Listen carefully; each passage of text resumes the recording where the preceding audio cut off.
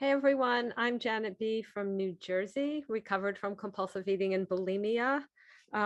Welcome to all the newcomers. So to reiterate, what we usually do at this chapter is, at this meeting, is we go through a chapter, and starting either Thursday or next week, we're going to be back at the beginning of the book. We finished up all the chapters. Last week we did Dr. Bob's Nightmare. And I just wanted to spend a little time on a story that is just has been so helpful to so many of us.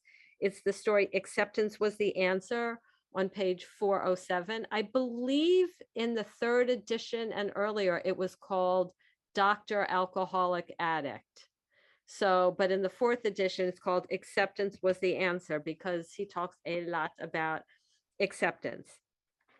So I'm just going to highlight some things that stood out to me as helpful, and hopefully they will be to you as well. On page 407, he says what I think a lot of us say before we recover, right?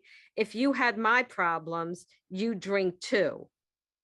And isn't that what I used to do, what we used to do, right? I'm binging because, and there was always a fill in the blank, because usually it's our lousy parents, but sometimes it's our lousy spouses or our lousy kids.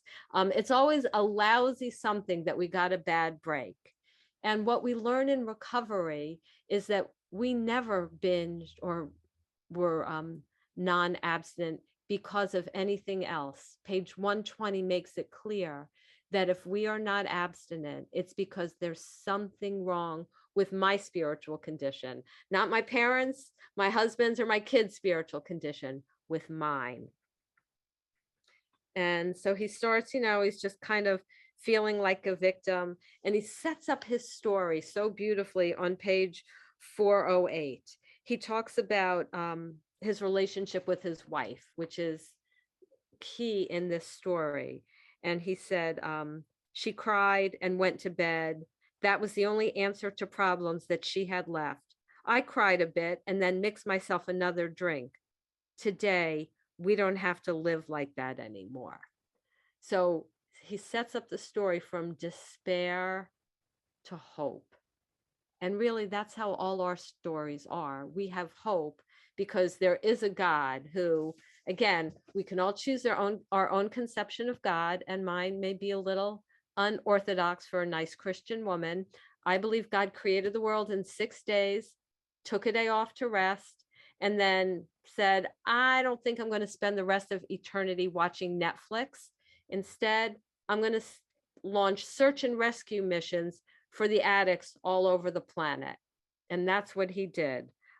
So because of that, we can have hope because there's a God who's interested in every single one of us.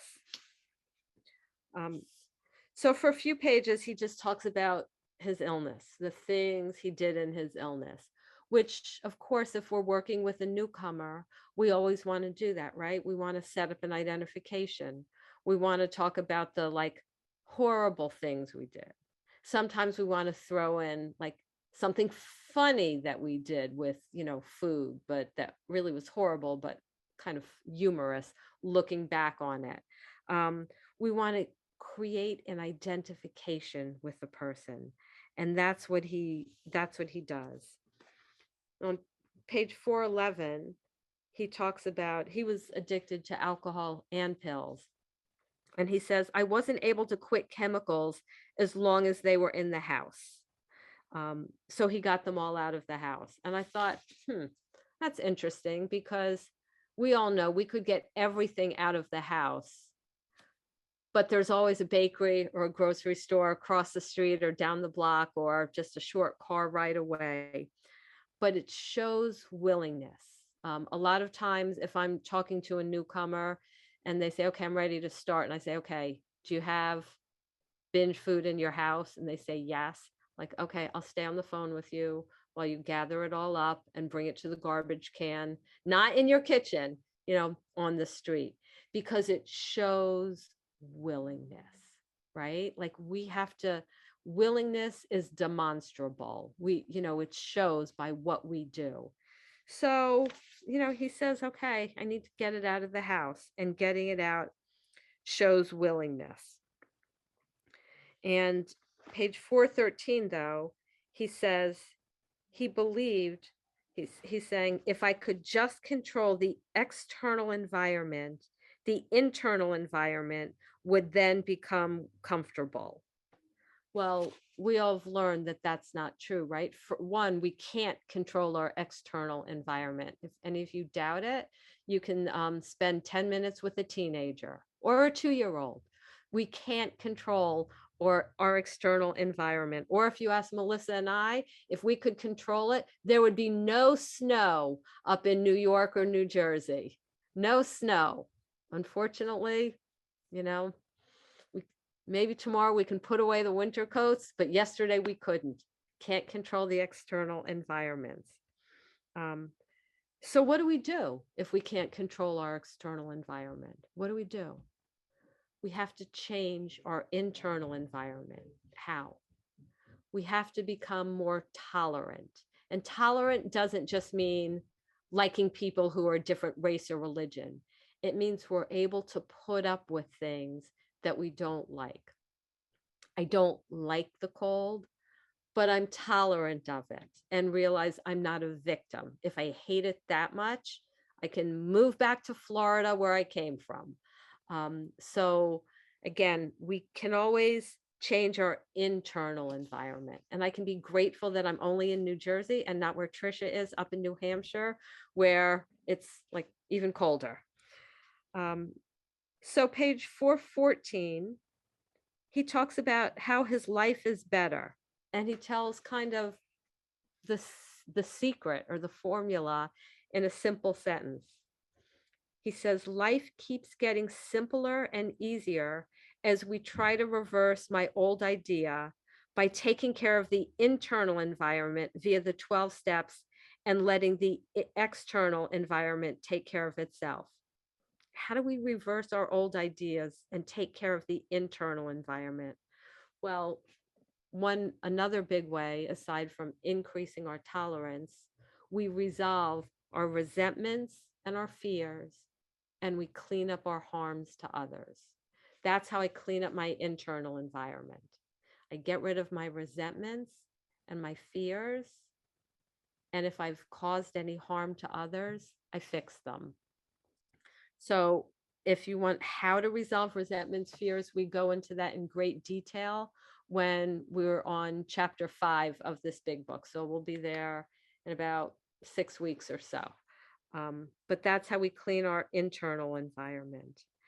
And so then he's telling his story of how he starts to get better. And he actually was committed to a hospital, which was quite a blow to his ego because he was a doctor. And I believe he was at the same hospital where he was a doctor. He was committed. So there he is, and he sees a psychiatrist there. And the psychiatrist says, I think you should go to AA. And he said, I could tell it would really make him happy if I agreed. So for no better reason than to make him happy, I agreed. Well, now me, if I didn't keep reading, I would have thought, well, this guy's going to fail. He didn't go because he hit bottom. He didn't go because he knew he needed it. He did it just to like people please his doctor.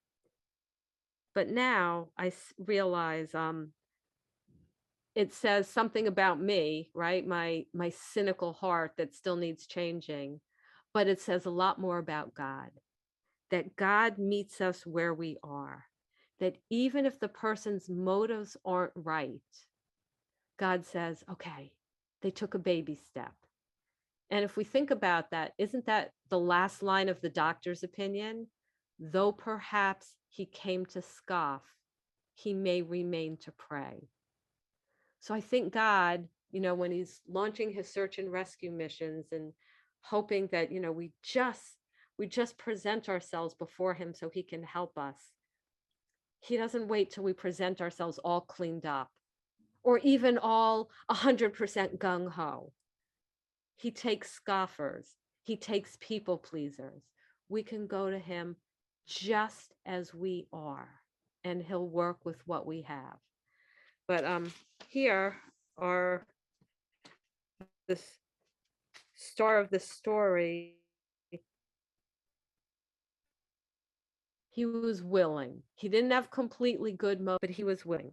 And he says, against my better judgment, I went to a meeting with him that night, and a strange thing began to happen.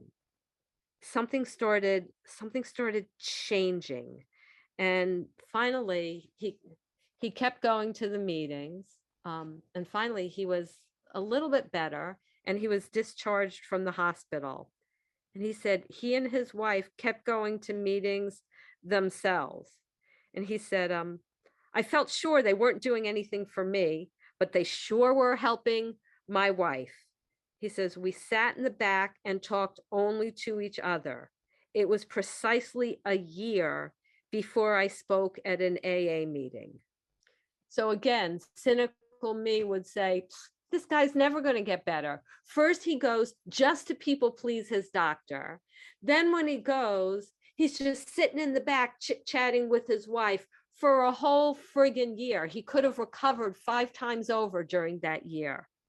Well, this is one of those rare times, when I say that tongue in cheek, where I say it's a good thing that I'm not God, because God certainly didn't hold him to as high a standard as I would have. God says he's there. And apparently God's not always in the hurry that I am. He was there. And so there he is. And, he hears people saying, I'm a success today if I don't drink today. And then he thought, what a ridiculous thing to brag about. I've got 1,000 things to do before I can brag about not taking a drink. And he says, today, there's absolutely nothing in the world more important to me than my keeping this alcoholic, meaning himself, sober. Not taking a drink is by far the most important thing I do each day. And I thought about it. And I thought about one of my kids' bedrooms, which when they come home from college within 3 days, you wouldn't know there was a floor, because there's stuff all over, and there's, food plates with empty food and all sorts of stuff. And that would tend to get me a little angry. And at some point I realized, resentment is deadly for me. So I can either get angry and get in a battle, or I can just accept it. Again, if it got to the point where, there were small, creatures crawling around, that might be different. But short of that, the most important thing is me staying abstinent. So if me getting in a battle with one of my children over their room every day is going to lead to me being in a perpetual state of resentment, no, I don't get into that battle. And you know what? They leave for college, and I walk into the clean room, and I'd rather they were here with the messy room most of the time. So that's what he learned, that, avoiding the situations that are a lot of things that we think are so important. Is that really the hill I want to die on? Is it really the hill I want to lose my abstinence over? And so there he goes. He starts working the steps. And then we get to page 417, where he just realized, he said, I stopped living in the problem and began living in the answer. And then the problem went away. From that moment on, I have not had a single compulsion to drink. Okay, what does it mean to live in the answer? Well, in our book, it says either God is everything or else he's nothing. And so that means really aligning our will with God's will, and then trying to do what we think he wants. When we first come around, once we do that, he wants us to clean up our past. Once we clean up our past, he wants us to continue cleaning up each 24 hours, praying and meditating so that we can get closer to him. See, he doesn't just save us. He saves us to have a relationship with him, right? The God who flung the stars, launched this like little rowboat or whatever to rescue me, brought me to dry land, and then wants me to spend the rest of my life cultivating this relationship. So we do that, and then we help others, right? We're we're on the rowboat going out for the lost people and helping in the search and rescue missions. And then the one of the famous paragraphs in the big book on page 417, and acceptance is the answer to all my problems today. Cynthia, could you read that, please? Yes. And acceptance is the answer to all my problems today. When I am disturbed, it is because I find some person, place, thing, or situation, some fact of my life unacceptable to me, and I can find no serenity until I accept that person, place, thing, or situation as being exactly the way it is supposed to be at this moment. Nothing, absolutely nothing, happens in God's world by mistake. Until I could accept my alcoholism, I could not stay sober. Unless I accept life completely on life's terms, I cannot be happy. I need to concentrate not so much on what needs to be changed in the world as on what needs to be changed in me and in my attitudes. Okay, there's so much stuff in that paragraph. So first he's saying, acceptance is the answer to all my problems. And I say, what? Like, that's kind of hard to swallow. So what he's saying is, if I'm upset, if I'm disturbed, it's because I find something unacceptable. It shouldn't be like that. And who else was like that? That was Bill Wilson was like that, right? On page 11, Bill Wilson saying, the wars which had been fought, the burnings and chicanery, made me sick. I honestly doubted whether on balance the religions of mankind had done any good. Judging from what I'd seen in Europe and since, the power of God in human affairs was negligible. The brotherhood of man a grim jest. If there was a devil, he seemed the boss. So what's he saying there, right? There's saying here, when we're disturbed, whether it's about my kids not cleaning their room or a war across the ocean, it's because I think if I were God, I wouldn't allow it. If I were God, I would stop this war instantly. If I were God, I would make sure, my kids clean their rooms. And what a first step teaches us is that when we try to be God, we can't even run our own lives. And yet we're trying to figure out how the rest of the universe can be run. And it's saying, no, I have to accept it, that God knows what he's doing. And I may want something or someone changed right now, but for whatever reason, God isn't allowing it. And it says, until we accept that, we're not going to be happy. So right now, I raised my kids to go to church. Right now, I know one of them isn't going to church, isn't interested in going to church. And, for a while I thought, okay, if I'm a good Christian mother, I have to be like upset about it and worried about it and, just like weep and wail to God about it. And then I realized, like, no, I accept that, like, God's got his plan for them, for their lives. And I accept it. I accept his timing. My child may start going to church next week, next year, or never. It's out of my hands. And I have to tell you, I have peace. I used to every Sunday nights. It's like, so did you go to church today? I don't ask them anymore. And not because I'm biting my tongue. At first I was, but now because I don't think to ask them. So I think we have to accept life on life's terms. And what does it tell us to concentrate on?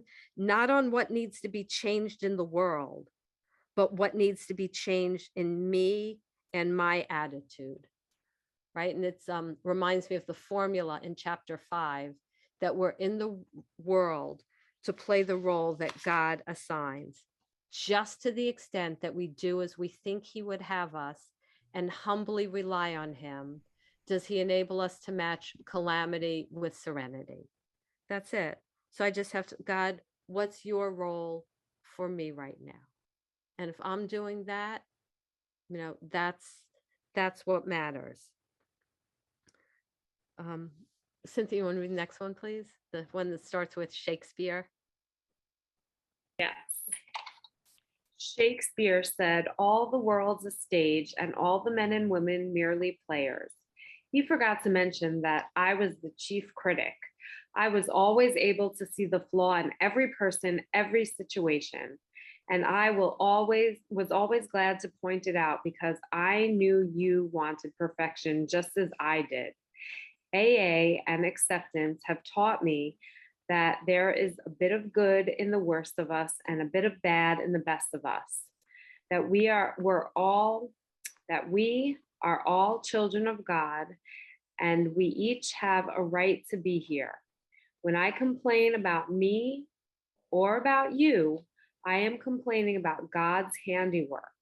I am saying that I know better than God. Okay, so what this paragraph really says to me is we need to watch out for pride. Whenever I'm complaining, this person isn't better, this person should be doing that, I'm saying I know how they should be and what the timetable is. And why isn't God healing that person? Why isn't that person stepping up?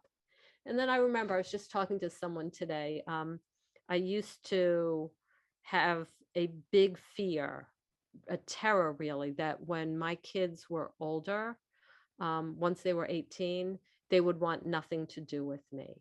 So I spent a lot of their years, their growing up years, parenting them out of that fear. So sometimes I was like overly harsh, or sometimes I would let them get away with things, but it affected my parenting because I had that fear. And what I saw is that I made an idol out of them. Now I was talking and I realized that fear and idolatry is totally gone. Now it's like not even on my radar to care what they think about me. But if someone came to me and said, yeah, I'm having this problem with my kids, I'm so concerned with what they think. And if I were to say, oh, just get over it, that's really wrong. It took me, oh gosh, 15 years until God removed it. 15 years of working and doing 10 steps and, trying and praying and, trying to figure it out until one day, it was actually my therapist who said to me, when you're worried about what your kids think about you, you've made an idol out of them. And then it just all clicked for me. And I say, why didn't God put that therapist in my life 15 years ago? My kids and I would have had, and my husband would have had an easier time of it. I don't know. I don't know why it took God so, God took his time on that. And so I have to remember that when I'm talking to someone else and they're not progressing at the pace I think they should be progressing at. Now, that's not to say that it excuses someone not doing the work, right? It's like if a sponsor tells you make 3 phone calls a day and you say, well, I'm only making 1. Well, that's not it. But if we're working really hard, some defects take longer to be rid of than others. He also says he was the chief critic and he thought people would be glad to hear their defects pointed out so they could get better at it. A lot of us are really good at that, right? At seeing other people's flaws. And sometimes we think, oh, that's a gift. I can hone in on what other people are doing wrong. It's not a gift. The actual spiritual gift is called guilelessness. And guilelessness means that if someone's doing something and we're not sure if they're doing it with a good motive or a bad motive, love demands that we assume that they're doing it with a good motive. So some people have that beautiful gift of being able to see the good in other people all the time. And that's a gift I know that I need. because it helps us to be useful. People don't want to be around people who are right. People want to be around people who care about them, who see the good in them. So on page 418, he says, acceptance has been the answer to my marital problems. It's as though AA had given me a new pair of glasses. I love that because that's exactly, without having read this, what I used to say right after my fifth step. I felt like I had a new pair of glasses, like trees look greener. So as we progress through these steps, it's like we're nearsighted and now we're not. We're blind, but now we see, right? Like we change, something changes. And what does he say? He says, here's kind of what the new glasses are like. That instead of continuing to see what was bad about his life, his wife, he focused on what was good about his wife. And suddenly she seemed to be better. And it works the other way too, right? He said back in the illness, when he was drinking, he used to look at what was wrong with his wife, and her faults grew and grew. So by willpower, we can focus on the good. That's like a formula for multiplying the good in others. Look at the good things. So I'll tell you about my son. He's 20. He came home for spring break the other day, and I asked him last night, can you please unload the dishwasher? And he said, sure. And I woke up this morning and it was not unloaded. And the other night we were driving somewhere and I asked him something. He's like, I'm in the middle of doing something. So let me tell you something else about my son. Yesterday, when he came home out of the blue, he said, Mom, I want to apologize for when I was 15, when I said, and he said something he said, I didn't mean it. And then my son also is super nice to his elderly grandmother. And my son also, when I said, you're really, you're growing into like a wonderful young man. And he said, it's because of how, you raised me. Same son, right? The one who's nice to his grandmother, made amends to me for something he said 5 years ago. And the one who didn't empty the dishwasher and answered me in a cranky voice. Same kid. But what do I focus on? Today, I choose to focus on this wonderful young man with a good heart. And the more I focus on it, it's interesting, people become what we project onto them. So not only is my heart and my glasses better, but it changes them. It changes them for better or worse, what we focus on in them. So, and then it talks about we can do the same thing with meetings, page 419. He says, I can do the same thing with an AA meeting. The more I focus my mind on its defects, late start, long drunkalogs, cigarette smoke, the worse the meeting becomes. But when I try to see what I can add to the meeting rather than what I can get out of it, and when I focus my mind on what's good about it rather than what's wrong with it, the meeting keeps getting better and better. So he says, when I focus on what's good today, I have a good day. And when I focus on what's bad, I have a bad day. So if I focus on a problem, the problem increases. If I focus on the answer increases. Spends a lot of time talking about focus. What do we focus on? And I saw this beautiful prayer about focusing on God. So I'm going to read it to you, and then Trisha's going to put it in the chat. Lord, the more you are on the periphery of my thoughts and feelings, the less self-control and the less love I have. The more you are in the center, vividly before the eyes of my heart and attention, the more I can control myself and love others.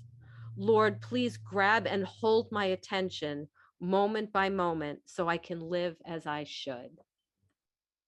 My focus on God and helping others. And I ask God to help me with that, because left to my own devices, my focus is on me. Okay, so I'm going to flip to page 420, where he says, perhaps the best thing of all for me to remember that my serenity is inversely proportional to my expectations. So yeah, if we don't go around expecting so much, right? We've heard it said that we're pleasantly pleasantly surprised. And I just want to digress a minute and talk a bit about how acceptance and expectations is sometimes used in fourth steps in ways that aren't very helpful to us.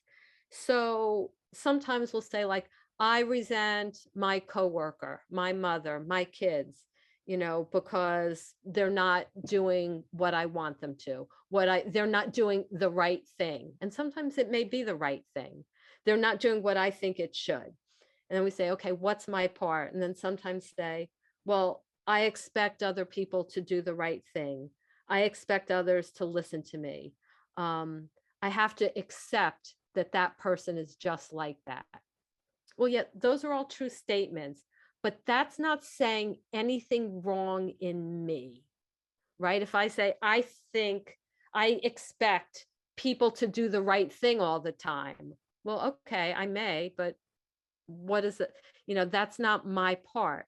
So how about, I think people should live their lives or change their personalities so that my life will be easier.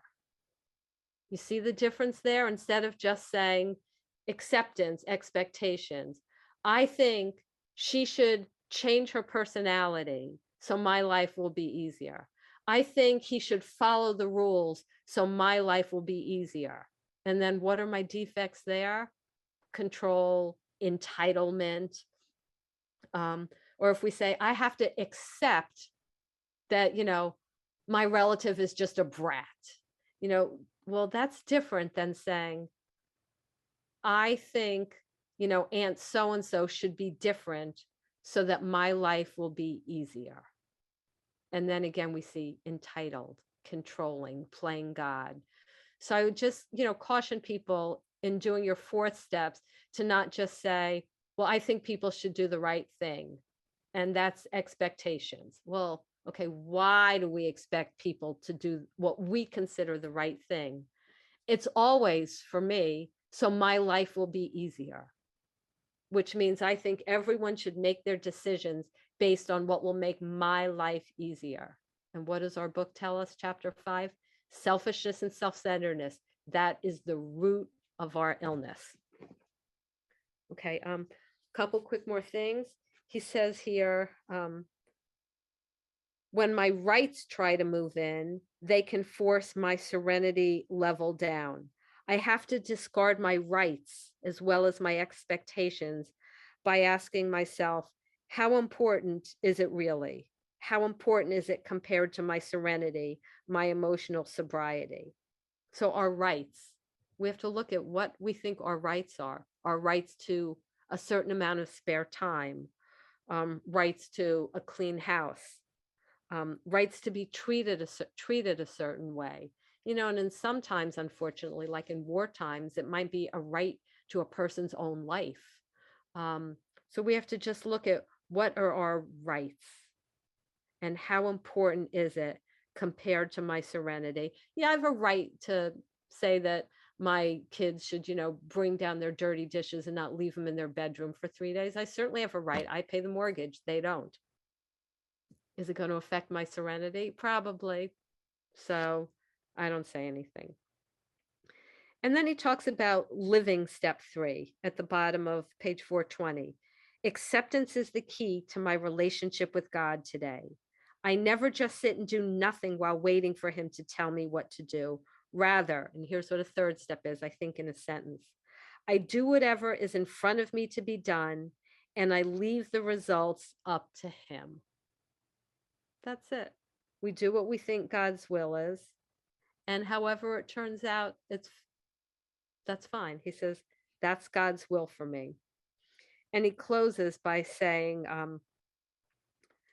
I have to keep my magic magnifying mind on my acceptance and off my expectations, for my serenity is directly proportional to my level of acceptance. When I remember this, Listen to what he says. I can see I've never had it so good. Thank God for AA. We should feel in life often that we've never had it so good. Yes, now we all have bad days or bad seasons, right? Loved ones get sick or die, or we lose jobs. So we're not supposed to go around manufacturing, happiness when times are tough. But he's not saying everything's fine. He's saying, when I remember this, when I basically remember that everything I have is a gift from God, then we realize we've never had it so good. And then what does he do when he realizes he's never had it so good? He thanks God. So what a gift gratitude is. And just like that is all I have on this chapter. So thank you.